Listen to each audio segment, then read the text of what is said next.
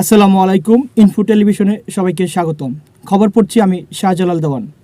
টঙ্গীর তুরাগ তীরে বিশ্ব ইজতেমার দ্বিতীয় পর্ব শুরু হয়েছে। শুক্রবার ফজর নামাজের পর আমবয়ানের মধ্যে শুরু হয় প্রথম পর্বের কর্মসূচি।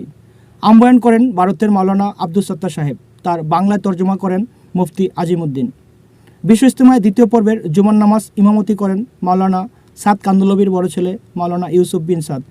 দুপুর 1:45 জুমার নামাজ অনুষ্ঠিত হয়। লাখ লাখ মুসল্লির সঙ্গে শরিক হয়ে দেশের সর্ববৃহৎ জুমার নামাজ আদায় করতে সকাল থেকে চারদিক থেকে মুসল্লিরা ইজতেমার ময়দানে আসতে শুরু করেন।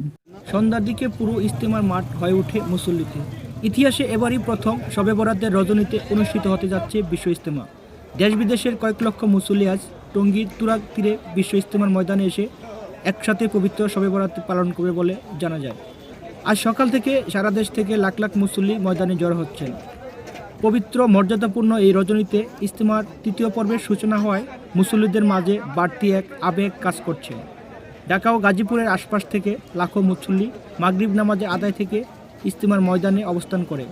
বিশ্ব ইজতেমার এই পর্বে অংশ নিচ্ছেন তাবলিগ জামাতের বিশ্বের আমির মাওলানা মোহাম্মদ সাদ কান্দলবির অনুসারীরা।